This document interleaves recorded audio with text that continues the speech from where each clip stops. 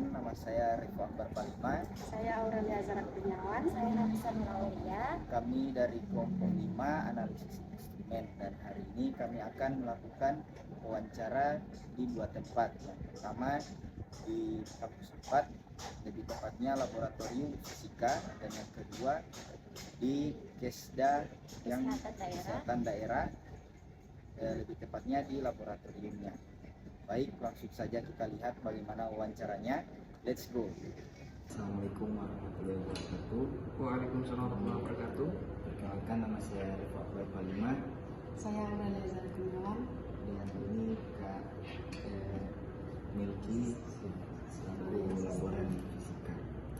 Nah, jadi untuk kali ini kami akan mewawancara Kak terkait dengan alat-alat instrumen. Nah, mungkin Kak, untuk pertanyaan pertama ini alat apa? Saya akan menjelaskan beberapa alat instrumentasi fisika. Kalau berbicara tentang alat instrumentasi fisika sebenarnya banyak, tapi saya cuma pilih beberapa. Kemarin juga ada teman-teman kalian sudah saya jelaskan terkait alat ini. Jadi yang pertama ini conductivity meter. Nah, ini alat digunakan untuk mengukur daya hantar listrik dari satu larutan itu berapa, atau DP ini itu EC. DP parameter yang bisa diukur. Nah, alat ini parameter yang bisa diukur itu dia ada 3. Ada EC, temperatur, sama TDS. Nah, kalau misalkan fungsi dari sampel yang bisa diuji di sini berarti dia bersifat larutan, berarti air. Nah, selain bisa mengukur itu, dia juga bisa mengukur suhu kan, berarti suhu tanah di sini bisa kita ukur. Nah, kalau suhu tanah berarti dia menggunakan port ini. Jadi ketika misalnya orang mau ukur suhu tanah, atau orang bisa colok ini di tanah, atau orang colokkan sini. Tancapkan di tanah, kita lihat sini berapa DP suhu. So, nanti kita kalau pengennya Celsius kita ubah ke Celsius, kalau pengen Fahrenheit berarti diubah ke Fahrenheit yang ini. Oke? Dan sini jadi di setiap alat kan kalian pasti tahu ada namanya kalibrasi kan. Nah, alat sini ada di tombol-tombol ini kalibrasi. Ini enter itu berarti semacam menu OK. Karena ini yang orang mau pilihan, orang mau pilih TDS, EC atau DP temperatur. Oke? Prinsip kerjanya tadi gampang saja. Menu apa yang akan kita ukur? Misalkan kita ukur EC, berarti orang pilih yang ini EC. Oke? Ada lagi? Baik, selanjutnya ada alat instrumen yang kedua. Ini saya jelaskan langsung. Oke. Jadi kalau yang ini namanya multimeter. Nah, fungsinya itu karena multi berarti dia bisa mengukur beberapa parameter kan. Kalau ini dia atau beberapa besaran yang bisa diukur. Yang ini dia bisa mengukur tegangan, arus, hambatan. Nah, jadi kalau misalkan kita pengen mengukur tegangan berarti terang arahkan ke simbol yang ada V, tegangan kan volt. Berarti yang ini kita arahkan sini volt. Oke, tinggal tergantung orang mau ukur yang berapa DP ini. Kalau misalkan orang pengen ukur yang berapa DP tegangan, misalkan 20, berarti orang arahkan ke 20. Berarti kalau ketika di 20, batas ukur maksimum itu cuma sampai 20, tidak lebih. Nah, terus juga ada dia kalau di tegangan dengan arus, ada yang searah, ada yang bolak-balik. Jadi kalau searah dia petano gitu. Kalau bolak-balik seperti ini. Oke. Nah, ini DP fungsi ini berarti ketika orang mau ukur arus, kabel atau misalkan kabel penghubung kita hubungkan di sini, yang di dua ini. Kalau misalnya orang pengen ukur tegangan, orang hubungkan sini dua ini.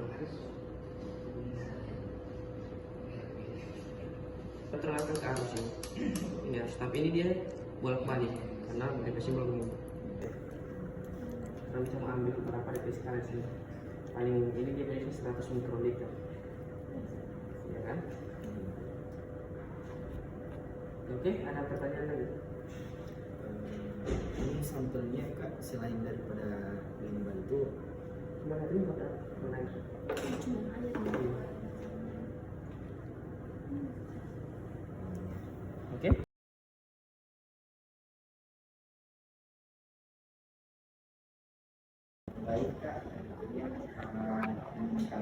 gunakan yaitu ini alat instrumen apa, lalu digunakan apa.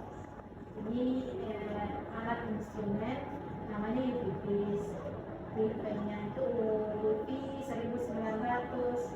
Nah, kami sekarang itu untuk pengujian ada beberapa sampel yang ada di sini seperti parameter fluoride, nitrat, nitrit, sulfat, terus misalnya cyanida juga boleh. Tapi kalau cyanida kami belum pakai metode SNI, jadi pakainya yang chip. Jadi untuk alat ini dia single beam ya? Double. Ini double beam. Double. Double beam. Jadi di sini nanti ada yang di sini untuk sampel, di sini untuk standar. Jadi dia menggunakan pusat. Tapi sebelum itu sampelnya harus dipreparasi dulu, baru bisa masuk di sini. Nah, untuk preparasinya itu nanti kan kalau yang namanya pengujian parameter menggunakan SNI, dia memakai standar, derek standar. Jadi dia dibikin dulu preparasi, terus derek standarnya, terus sampelnya dipreparasi.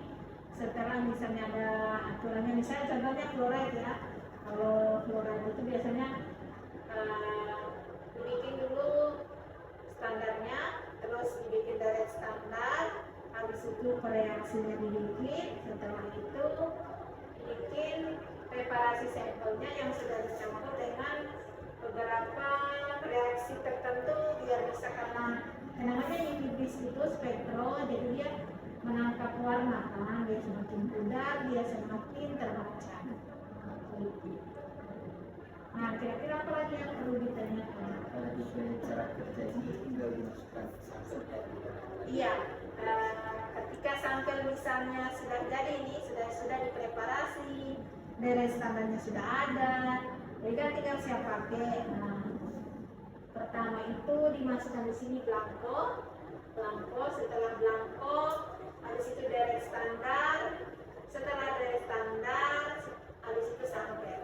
Kemudian akan diinterpretasikan di sini, nanti akan ditampilkan dalam bentuk grafik. Apalagi? mungkin hanya seperti itu ya. Nah, ini Biasa. kalau ini namanya AS. AS itu ada tiga alat yang penting. Jadi AS itu ada 3 bagian, yaitu flame itu menggunakan api, furnace ini menggunakan uap, yang vapor dia menggunakan uap panas, yang vapor menggunakan uap dingin. Jadi uap dingin ini biasa digunakan untuk menguji merkuri. Kalau flame biasa digunakan untuk logam berat. Ada di sini bisa ada 15 logam berat seperti aluminium, besi, terus mangan, timbal, kadmium, kromium, dan masih ada lagi. Terus kalau untuk furnace ini dia menggunakan uap panas, jadi dia bukan api secara langsung, tapi dia uapnya tapi panas, ada sampai 2900 derajat. Jadi dia bisa digunakan.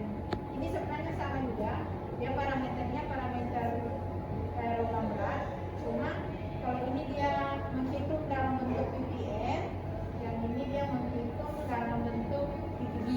Jadi ppm 1/1000, yang ini 1/1 juta. Kira-kira apa yang bisa ditanyakan yang belum jelas? Jadi sampai di sini Ya. Pertama itu misalnya sampel air ya. Kalau sampel air itu dipreparasi dulu di ruang sana, dipakai microwave, dipanaskan, habis itu setelah dipreparasi, dibikin juga misalnya parameter FE, dibikin juga parameter derek standar. Setelah dibikin derek standar, nanti kita masukkan ini kan api ya, jadi dibakar, jadi semburannya itu atom-atomnya yang dibakar di sini, dihisap di sini. Jadi diputuskan di sini, cairannya kita sambung di sini, dia masuk, dia dibakar, ditangkap oleh lampu di sini sama cahaya, jadi ditampilkanlah hasil di sana. Jadi dia dibakar ya, jadi ini dibakar. Tapi yang dibakar bukan airnya, atom-atomnya, partikel-partikelnya yang dibakar. Kemudian menghasilkan yang di sana. Jadi semua sambal itu harus dipreparasi, mau yang dari daun, misalnya dari tumbuhan-tumbuhan lain, dari akar, atau dari kulit, misalnya dari kosmetik, body, jadi dipreparasi di sana. Nanti diuji yang di sini yang sudah siap dalam bentuk cairan yang tidak pekat, terus dia tidak berwarna, harus bening. Bilang kok apa-apa.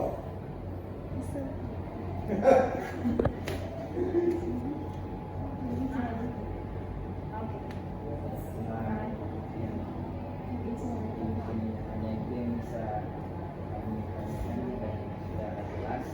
Jadi terima kasih dan Sudah, tidak usah minta maaf.